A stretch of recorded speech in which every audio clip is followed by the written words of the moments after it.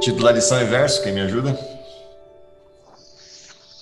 Os olhos do Senhor, a cosmovisão bíblica.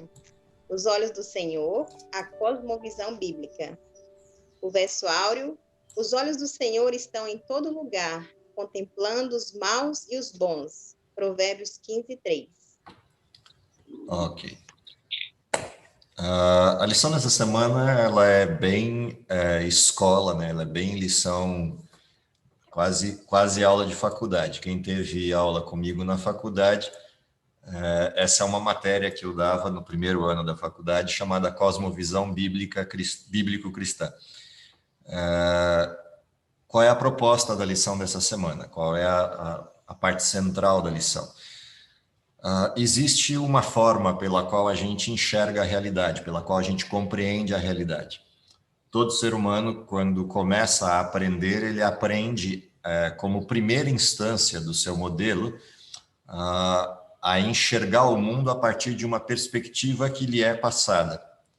Conforme o ser humano se desenvolve, vai crescendo, ele vai mesclando essa cosmovisão que ele recebe desde sua origem com aquela que ele constrói a partir do conhecimento que adquire ao longo da vida.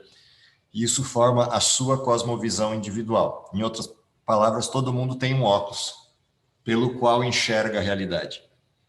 As cores que esse óculos tem, o grau que ele tem, é a forma como a gente consegue traduzir o mundo real e incorporar esse mundo real à nossa própria crença, à nossa própria forma de ser. Ou seja, ninguém olha para o mundo de maneira isenta, não existe visão objetiva do mundo. O único ser que consegue ter uma visão objetiva do mundo é Deus. Todos os demais seres vão ter uma visão baseada em algum conjunto de crenças, em algum conjunto formal de crenças que toda criatura forma para conseguir compreender a realidade. Então, é disso que se trata essa expressão, cosmovisão, visão do mundo, ou seja, são essas lentes que a gente usa para filtrar a realidade. A grande questão da lição dessa semana é uma proposta de que a gente consiga enxergar a realidade não a partir da nossa visão, mas a partir da visão de Deus. E esse é um grande tema conflituoso no mundo em que a gente vive, porque o mundo propõe uma visão autônoma, autossuficiente de Deus, autossuficiente da realidade. E a proposta da Bíblia é que a gente enxergue o mundo pelos olhos de Deus, pela perspectiva dele. E a discussão no mundo atual é que isso seria perder a nossa própria individualidade ou a nossa personalidade. O que na realidade não é verdadeiro, porque a proposta não é que eu substitua a minha visão pela de Deus, mas enxergue com a visão dele. Eu continuarei tendo a minha perspectiva da realidade, continuarei tendo a minha compreensão, mas eu me transporto no ambiente do aprendizado para a visão de Deus. E é disso que se trata a proposta dessa semana. O texto de Provérbios retrata exatamente isso. Os olhos do Senhor estão em todo lugar contemplando maus e bons. Ou seja, se Deus consegue ver todas as coisas, por que eu ficaria batendo a cabeça na dúvida se eu tenho alguém que tem a resposta? Deus nos criou com a capacidade de aprender e, portanto, temos dúvidas. Faz parte do modelo.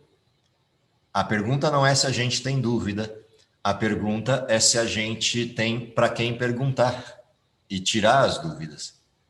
Insano seria a gente, tendo as dúvidas e tendo quem sabe as respostas, não perguntar. Seria perda de tempo.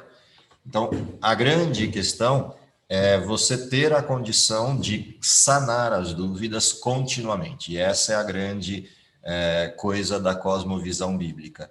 Existe um lugar onde as respostas estão. Significa que eu não posso partir do pressuposto de que eu tenho um caminho de aprendizagem e posso trilhar? Não, não quer dizer isso.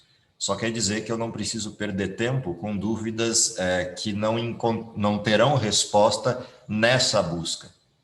Ou seja, uma coisa é eu fazer pesquisa e descobrir as coisas a partir da observação, a partir da experiência, a partir do exame. A outra coisa é eu esbarrar com uma dúvida que não tem resposta na pesquisa e eu continuar insistindo na pesquisa. Se eu tenho alguém do lado que tem as respostas. Então, Ter uma cosmovisão bíblica é, em primeiro lugar, ter a noção de que existe alguém que tem todas as respostas. Essa é a primeira grande questão da cosmovisão bíblica, porque ele vê todas as coisas, compreende todas as coisas, sabe todas as coisas. Baseado nesse processo é que começam os demais aspectos da cosmovisão, que é entender o que ele já nos revelou e, portanto, eu tenho onde buscar. O que já está revelado e, portanto, eu tenho respostas ali que fundamentam a estrutura do que eu vou pensar. Então, pegando carona nas duas observações que estão ali no chat, no título dessa disciplina que o Rodrigo lembra, que é a de interpretação bíblica, existe o primeiro conjunto de respostas já dadas por Deus, para as quais eu deveria olhar para fundamentar as demais perguntas. E nesse sentido vem uma segunda camada que o Jonas coloca ali, que é a camada da revelação presente. Portanto, quando a gente fala de cosmovisão, e particularmente cosmovisão bíblica, o fundamento dessa cosmovisão já está dado.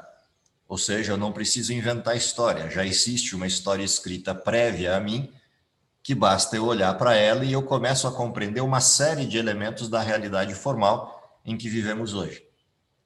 O grande problema é que o ser humano continua insistindo em buscar as respostas sozinho para coisas que já estão respondidas. O segundo problema é que o ser humano se prende a uma história muito mais antiga do que aquela que ele está vivendo. E ele esquece de buscar as respostas que Deus continua dando no tempo presente. E por isso, há duas referências de verdade. Há uma referência de verdade que é o fundamento, e esse é a Bíblia, sobre o qual não será posto outro fundamento. Mas há uma referência de verdades para o tempo atual, que não contradizem a Bíblia, apenas trazem a Bíblia para dentro de uma aplicação formal dentro desse tempo que vivemos. E isso é chamado de verdade presente, que está nos textos semelhantes ao que o Jonas pôs ali no chat, como o caso do Desejar Todas as Nações. Ou seja, não é uma revisão da verdade, nem uma contextualização da verdade. É uma aplicação da verdade ao tempo atual.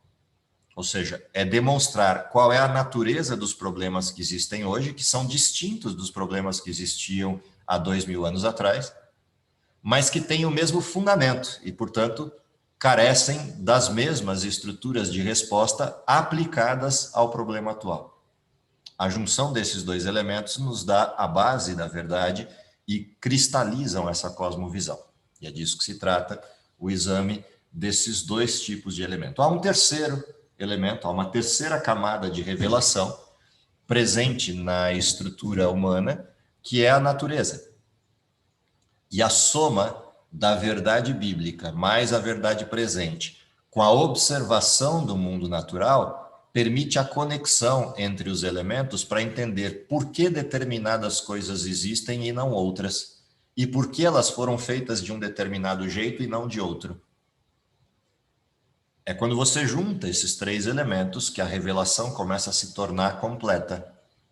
Óbvio que ela ainda não é completa, falta um elemento para a revelação que forma essa cosmovisão, e esse elemento final que constrói essa cosmovisão ou completa essa cosmovisão, é Deus em pessoa. E por isso a revelação, ela se faz pelo modelo textual, pelo modelo natural e pelo modelo pessoal.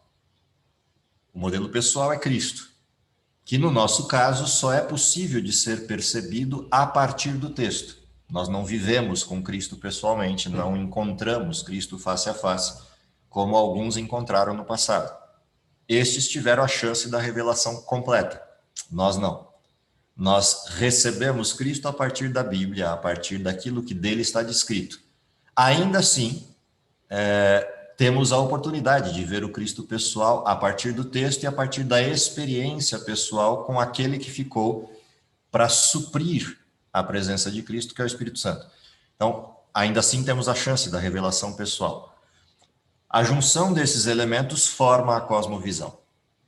Se faltar um deles, a cosmovisão se torna capenga, ela se torna parcial.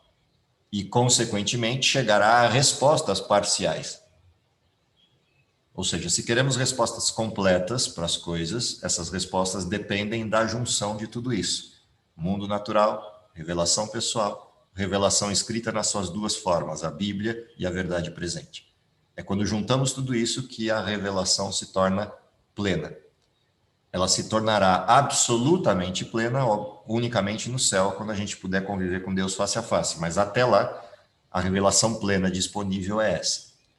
Para que serve tudo isso e por que a cosmovisão se apresenta para a gente? A primeira questão é que o mundo apresenta problemas de ordem real, postos ou impostos pelo pecado. Todos esses problemas que o mundo traz impostos pelo pecado distorcem a realidade. Então, uma coisa é a gente não ter a noção plena da realidade porque somos criaturas e, consequentemente, seres parciais. Essa é uma questão que existe no mundo perfeito. A outra coisa é a gente ter uma distorção da realidade, que é algo que existe no mundo imperfeito.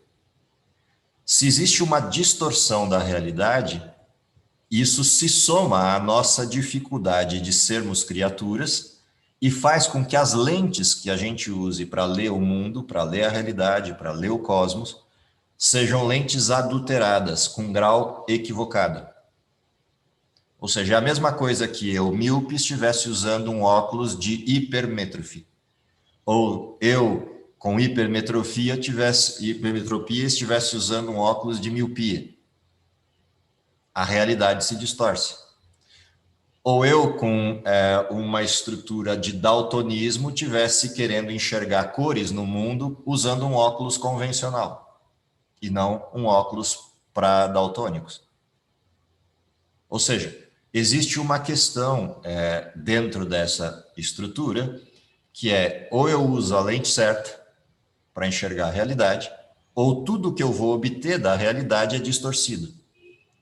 Existe um especialista em distorção. É como se ele estivesse examinando os olhos de cada pessoa e percebendo que aquele olho tem determinada necessidade em termos de correção e ele faz questão de entregar o óculos errado. Ele vive em função disso. Portanto, um dos problemas que a gente tem com a questão da construção da cosmovisão é que às vezes a gente ignora essa realidade de que vivemos num mundo imperfeito e, portanto, precisamos dos olhos perfeitos de alguém.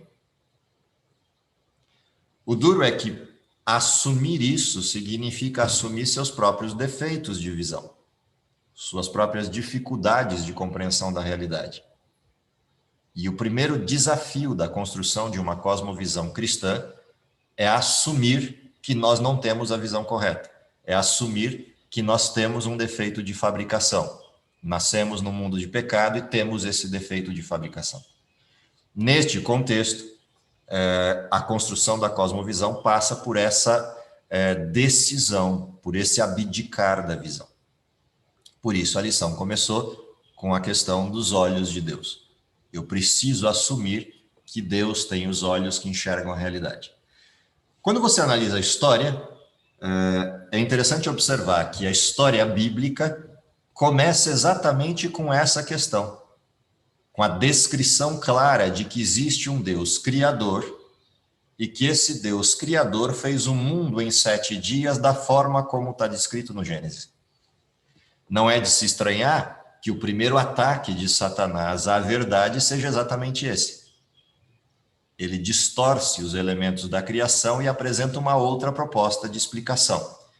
E essa outra proposta ela existe como elemento secundário da criação desde o início do mundo. Não é um privilégio darwinista do século XIX. A ideia de que Deus não fez ou de que existe um outro desenho de criação é algo presente desde as civilizações antigas. Tanto que se você vai à civilização egípcia e vê Moisés falando com Faraó, Faraó vira para Moisés e questiona: que Deus é esse que você está dizendo que fez todas as coisas? Quem é esse Deus para que eu creia nele? Portanto, o questionamento a respeito da existência de Deus e a respeito de quem Deus seja não é um privilégio moderno. É algo que existe há muito tempo. É algo que existe presente no mundo há muitos séculos e há muitos milênios atrás. Ou seja, a humanidade nega a Deus desde sempre. A primeira grande negação de Deus acontece com Adão e Eva. E quando a gente observa a forma como essa negação aconteceu, é que a gente entende a realidade proposta no mundo moderno da autossuficiência e do materialismo. Ou seja, quando se fala em cosmovisão, existem perguntas fundamentais que precisam ser respondidas pela humanidade, e essas perguntas perseguirão o ser humano independentemente da época em que ele viva, independentemente de quanto de tecnologia ou ausência dela exista presente no mundo. E é destas perguntas fundamentais e para estas perguntas fundamentais que a Bíblia surge como uma alternativa. Afinal de contas, a gente não encontra respostas a essas perguntas em outro lugar que não seja ali. A ciência varre, percorre o mundo na busca de uma alternativa de resposta a essas coisas, mas na realidade elas só se respondem na Bíblia de forma direta, na Bíblia de forma plena. E é interessante porque você pode observar isso em qualquer fase da história humana e os problemas persistirão do mesmo jeito. Que perguntas são essas que a cosmovisão bíblica responde e que dão sentido à existência humana? E aí eu vou pedir licença para resgatar algo que é da disciplina de cosmovisão, para a gente entender essas perguntas de maneira precisa, e aí vocês vão entender por que a lição dessa semana traz alguns filósofos no meio do caminho como perguntas. Inclusive tem uma das lições da semana que é uma descrição de um filósofo do período de transição entre a era absolutista e a era moderna, que é Leibniz. Leibniz é o autor de um modelo chamado Teodiceia, a Teodiceia de Leibniz, e ele propõe perguntas filosóficas que demonstrem que a única resposta possível a essas perguntas filosóficas é Deus. Se a gente fosse olhar a cosmovisão a partir das perguntas fundamentais, existem dois grandes modelos que a gente pode usar. O modelo filosófico adotado pelos grandes sistemas religiosos, ou o modelo filosófico clássico, que é o modelo filosófico presente em quase todos os teóricos da filosofia. Tanto um quanto o outro chegam nos mesmos lugares como possibilidade de respostas. Se a gente usar o modelo clássico da filosofia, as 6 perguntas grandes da filosofia são: o que é a verdade, o que é o cosmos, existe ou não existe Deus, de onde vêm as leis e como a gente as estabelece, existe ou não existe o mal e como eu me comporto frente a tudo isso.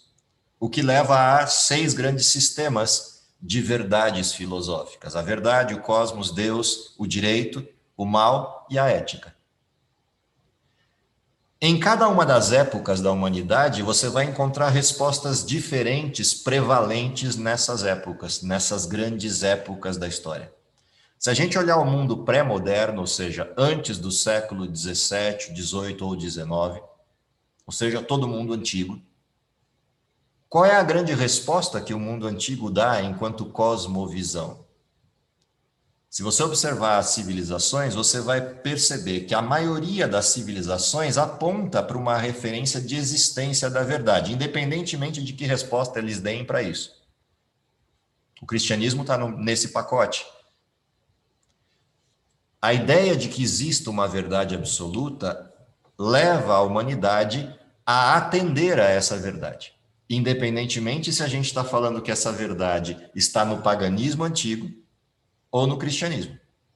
Se você for ao Egito e perguntar sobre verdade, você vai encontrar a verdade no Egito. Se você for à Babilônia, você vai encontrar a verdade lá. Apenas que o lugar onde essa verdade está equivocado. Mas existe a noção de que verdade é real. O que acontece no mundo moderno é que a verdade começa a ser questionada e entra como resposta à existência da verdade um modelo relativo. E a extinção dos absolutos começa a ser uma determinante no mundo moderno. Essa mudança, essa transição de uma verdade absoluta para uma verdade relativa, ela percorre um período entre o século XVIII, XIX e início do XX de esgarçamento. Surge dentro desse período do século XVIII, XIX e XX a ideia de que a ciência é a única capaz de responder à verdade. O crescimento disso gera um otimismo no mundo. E esse otimismo de que a ciência vai dar conta de resolver todos os problemas, ele segue no seu apogeu até o fim do século XIX. E quando a gente entra no século XX e a industrialização resultante do modelo existente da ciência leva ao consumismo, a humanidade percebe que a ciência não dará conta de responder todos os problemas. E isso leva a um pessimismo do século XX. E esse pessimismo conduz a humanidade para um período chamado de pós-modernidade, onde a não resposta da ciência e a não acreditação das religiões do mundo antigo levam a uma abordagem de relativismo pleno. Esse relativismo pleno é a desistência de tudo. E aí isso conduz ao individualismo. Qual é a grande questão disso sobre a cosmovisão? É que as respostas que a gente tem hoje da humanidade às perguntas fundamentais da existência já não são mais respostas formais, respostas dentro de uma forma ou filosófica ou religiosa. Elas viraram respostas individuais. E a gente não tem mais cosmovisões estruturadas no mundo como existia no mundo antigo. A gente passa a ter uma cosmovisão para cada pessoa e uma verdade para cada ser humano. O que leva a uma coisa que é paradoxal: a existência de infinitas verdades é igual a nenhuma verdade. A existência de respostas individuais para as perguntas do mundo é igual à ausência completa de respostas, porque o excesso de respostas parciais é a ausência completa de respostas. E é nesse tipo de mundo que a gente está vivendo. Então, se houve um momento na história em que a humanidade necessita de uma clarificação de cosmovisão, esse momento é agora. Esse momento é hoje. Porque não existem mais verdades. Nesse contexto é que a gente é chamado a produzir educação dentro de um outro paradigma. É curioso que, apesar da gente enxergar a humanidade com essa dissolução plena da verdade, a gente continua percebendo que existem tendências na humanidade. Então você vai encontrar no mundo de hoje teístas, pessoas que têm uma cosmovisão teísta e que respondam às perguntas da humanidade com respostas definidas. Cristãos, os mais tradicionais, fazem isso. Islâmicos fazem isso. E só. Esses dois grandes sistemas, o cristianismo clássico e o islamismo, são aqueles que hoje respondem às perguntas do mundo com uma perspectiva teísta. Ou seja, se você perguntar para islâmicos ou cristãos tradicionais, Deus existe, a resposta deles vai ser: Deus existe e pode ser conhecido. Se você perguntar, a verdade existe, eles vão responder que a verdade existe e é absoluta, e está referenciada em Deus. Se você perguntar a origem do universo, eles vão responder que foi criado. Se você perguntar a origem da humanidade, eles vão dizer que Deus fez de forma sobrenatural o homem. Se perguntar o destino dessa mesma humanidade, eles vão responder: existe o livre-arbítrio e a eternidade é o destino previsto por Deus, assim como a mortalidade é o dano colateral do pecado. Se você perguntar para eles sobre leis, eles vão responder que existem leis absolutas e devem ser seguidas e foram reveladas por Deus. Percebe que quando a gente vai respondendo a essas questões fundamentais dessa forma, você vai cada vez mais se isolando do mundo. Para cada resposta dada ao mundo pela perspectiva teísta, mais sozinho você fica. Porque a quantidade de pessoas que responde de um outro jeito a essas mesmas perguntas é muito grande. E ela tem aumentado no mundo. Ou seja, ser cristão tradicional no mundo de hoje, ser cristão com a base bíblica no mundo de hoje, é literalmente ir para o isolamento. Seja o isolamento no sentido das respostas fundamentais, seja o isolamento no sentido do tamanho desse cristianismo. Ele é cada vez menor. Curiosamente e paradoxalmente, o islamismo cresce. O islamismo, com as suas respostas tradicionais, ele tem crescido. E o curioso é que ele cresce pelas mesmas necessidades, que é a necessidade que o mundo tem de respostas claras para as perguntas. E essa é uma das razões pelas quais o islamismo tem crescido. Por que o cristianismo não cresce na mesma proporção do islamismo?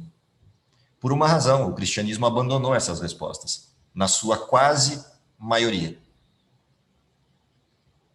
Hoje você tem uma quantidade bastante considerável de cristãos evolucionistas no mundo. Ou seja, acreditam que existe Deus, acreditam que Deus criou, mas ele criou só a matéria inicial e pôs as regras no jogo. O resto a evolução deu conta. A maior religião cristã do mundo tem isso como sua tese oficial. A Igreja Católica assumiu há alguns anos atrás que a evolução é a forma que Deus usou para criar. Portanto, o relato de Gênesis é pura ficção para crianças. Não aconteceu do jeito que está ali escrito. Se a maior religião cristã já assumiu assim, que dirá todas as outras que nem base bíblica têm. Ou seja, o número de cristãos tradicionais que ainda acredita que o relato do Gênesis é verdadeiro é muito pequeno. Por isso o cristianismo não cresce. Diferente do islamismo, que tem crescido bastante. Porque ele propõe respostas mais radicais ao mundo. E essas respostas radicais estabilizam o emocional daquele ser humano que busca respostas. Portanto, quando a lição traz a provocação de que nós precisamos recuperar a cosmovisão, isso não é algo trivial. A base da educação cristã, e por isso o livro Educação começa com o Éden, como sua referência inicial, a base da educação cristã é o resgate dessas 5 perguntas iniciais. Quem é Deus? Qual é a verdade? De onde veio o universo e de onde veio o ser humano? Porque é só quando eu respondo a essas perguntas iniciais que eu consigo responder as próximas, que é para onde o ser humano vai e por que ele está aqui. A ética humana só é possível ser respondida se eu respondi de onde viemos. Ou seja, a base do estudo da Bíblia está ou repousa sobre os 11 primeiros capítulos da Bíblia. Se eles não forem compreendidos e aceitos da forma como estão, você pode jogar a Bíblia inteirinha fora. Ela não serve para absolutamente nada. Todas as teses bíblicas estão presentes nos 11 primeiros capítulos da Bíblia. Só existe cruz por causa de Gênesis 3. Só existe redenção e eternidade perfeita por causa de Gênesis 1 e 2. Só existem doenças por causa daquilo que foi abandonado de Gênesis 1 e 2. Todos os elementos que você enxergar na Bíblia são respostas aos 11 capítulos. Só existe a terra da forma como está por causa de Gênesis 6 e 7. Caso contrário, a terra não teria esse formato. Ou seja, a gente precisa da leitura dos 11 primeiros capítulos da Bíblia de forma clara para entender o resto. A teologia da Bíblia depende de Gênesis 1 a 11. Por isso, quando se fala em cosmovisão, o primeiro elemento da cosmovisão é o resgate desses elementos fundamentais das teses iniciais da Bíblia. Se a gente não fizer isso, todo o resto perde o sentido. Se você continua observando essa questão, aí fica fácil entender por que a pergunta de Leibniz aparece aqui. Quando Leibniz questiona por que existe algo em lugar de nada, essa pergunta pode parecer idiota num primeiro momento, mas quando você analisa a proposta evolutiva frente a essa pergunta derruba o ponto central da teoria da evolução. A teoria da evolução, no sentido científico, ela tenta encontrar evidências para explicar a sua pergunta inicial. A grande pergunta é se a pergunta inicial faz sentido, se ela é lógica. A proposta inicial da evolução é que de algo estável surgiu todos os elementos instáveis da existência universal. O problema é que essa proposta inicial não faz sentido. Exemplo fácil, eu sempre uso isso com os meus alunos. Todo mundo já viu isso aqui na mão de um professor, alguma vez na vida. Tá? O substituto do giz moderno. Se você pegar esse instrumento, a pergunta é do que ele é feito? Alguém já viu isso na mão do professor ou já pegou para escrever no quadro? Do que é feito isso? Enquanto matéria, do que isso aqui é feito? Plástico vem do petróleo? É plástico? Plástico, portanto, petróleo. Maravilha. A base disso aqui é essa. Sem entrar na descrição química básica disso aqui, a base é plástico e, portanto, petróleo. Pergunta: se eu pegar essa caneta, tirar a tampa, vou desprezar a parte líquida da caneta, vou pegar só a parte do plástico puro, a tampinha dela. Se eu pegar essa tampinha e colocar num ambiente hermeticamente fechado, a vácuo, e deixar ele lá, e voltar para olhar essa tampa daqui 10 milhões de anos, como é que ela está?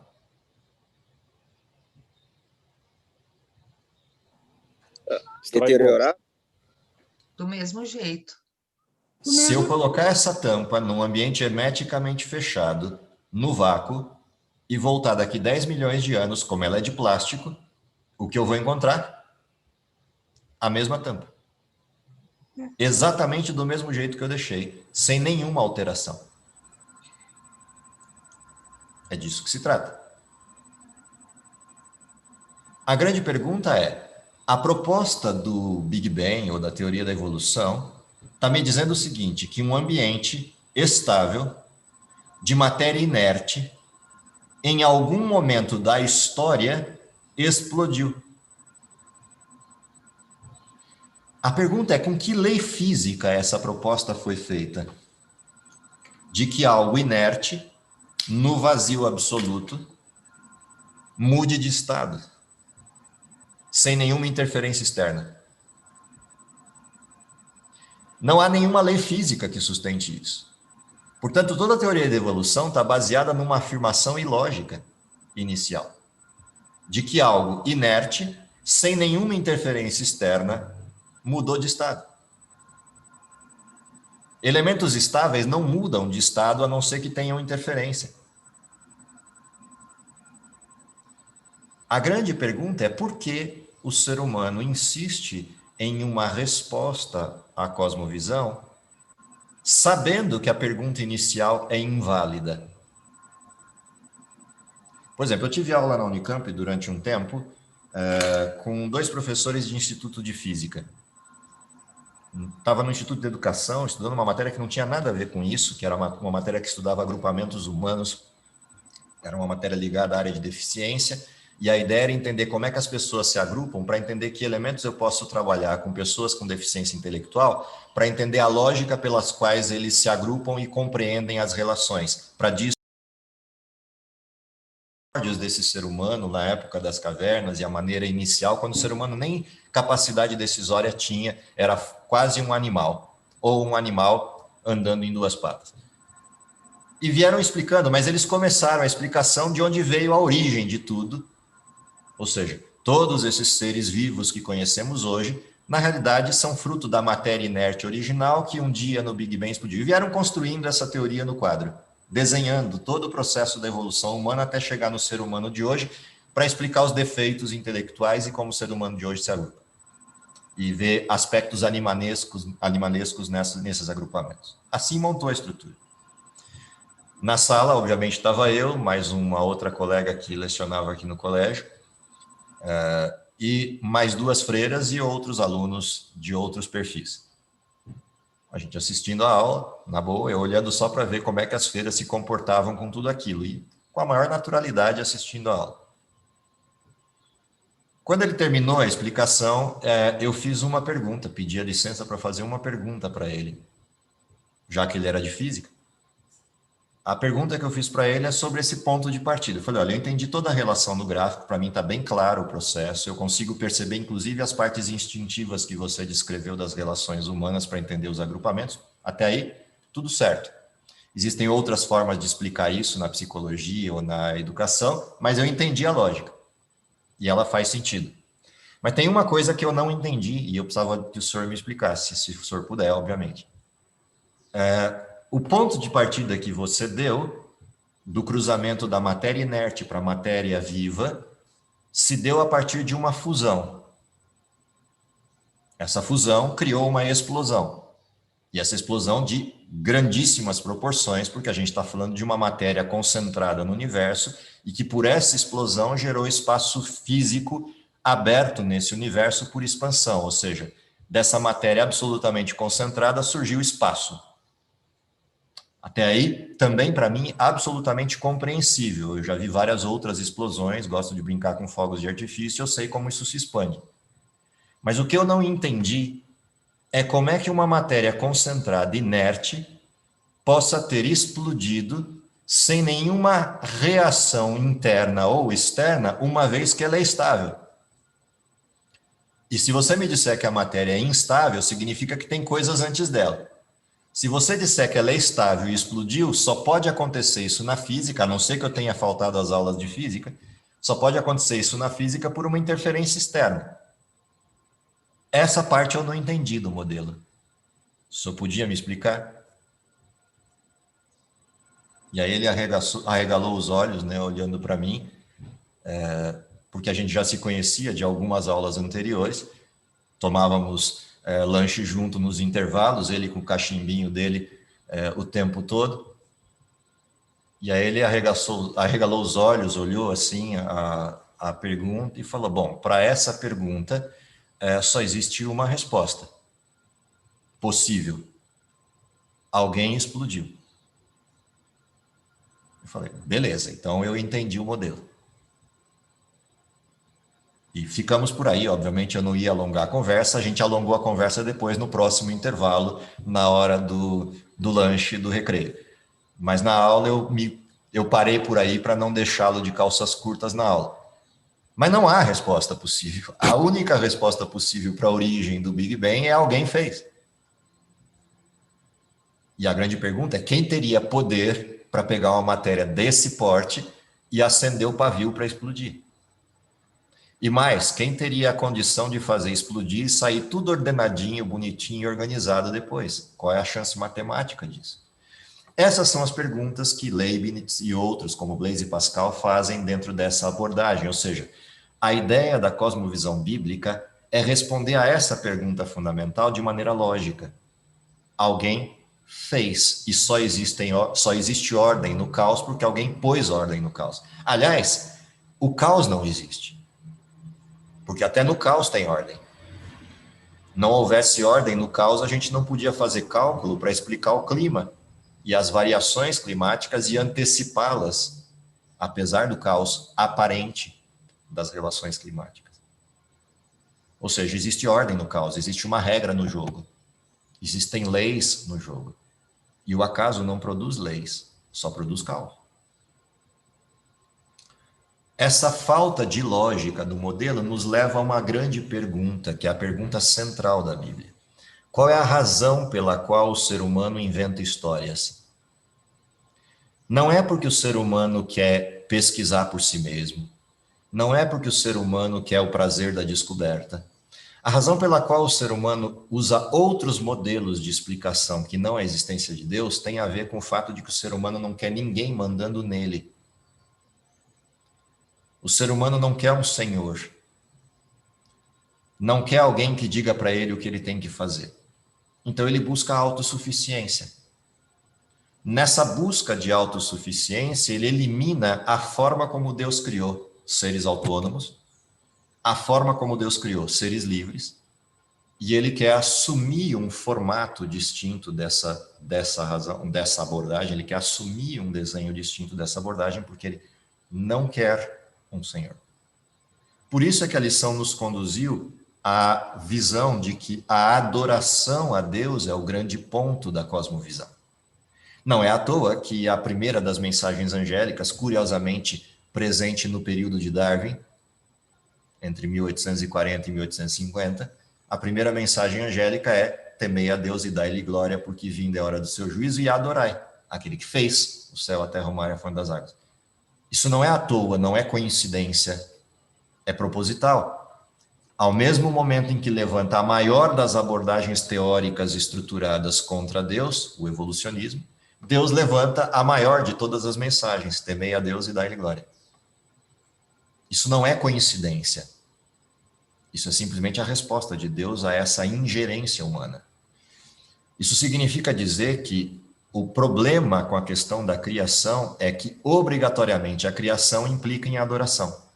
Obrigatoriamente, a criação aponta para a direção da necessidade de um Criador. E isso altera todo o modelo, referencia todo o modelo por uma outra perspectiva, por uma outra abordagem. A abordagem de que a resposta a Gênesis 1 a 11 é adorar a Deus. A resposta a Gênesis 1 a 11 é dar aos elementos cruciais da vida humana um sentido.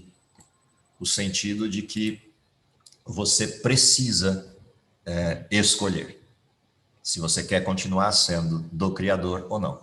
Uma outra coisa curiosa da cosmovisão bíblica é que quando você analisa os textos, principalmente do Evangelho de João cruzados com Gênesis, você descobre que atrás da criação humana existe uma pluralidade de criação, que é uma outra coisa interessante do desenho da cosmovisão cristã.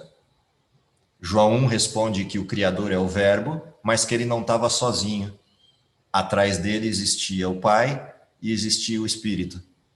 E, portanto, a criação desta forma, ela traz como referência a organização humana, a organicidade do ser humano.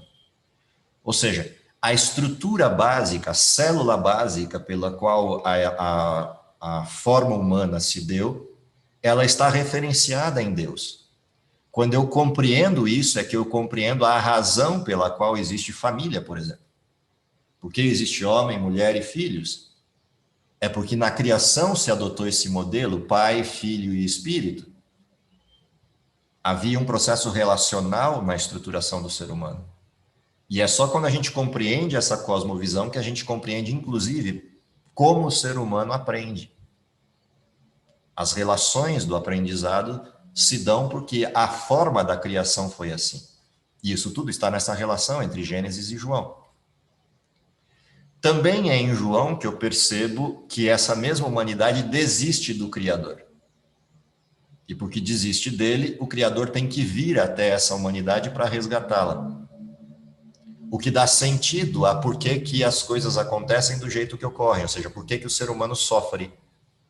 Sofre porque saiu do modelo e sofre para voltar para o modelo. Há sofrimento nas duas direções. Quando a gente escapa do trilho, há sofrimento pelos desastres provocados por sair do trilho.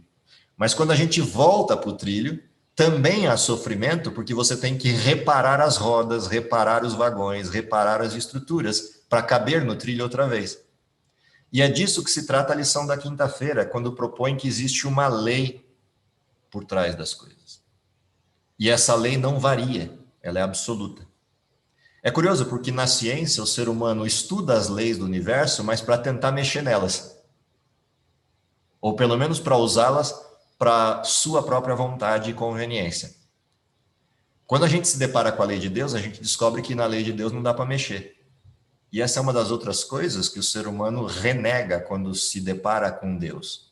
Porque ele percebe que existe uma lei sobre a qual ele, como humano, não tem domínio. E ele não quer mexer, não quer viver debaixo dessa lei, diria ministro Magri, imexível. Ele não quer viver debaixo da tutela de uma lei.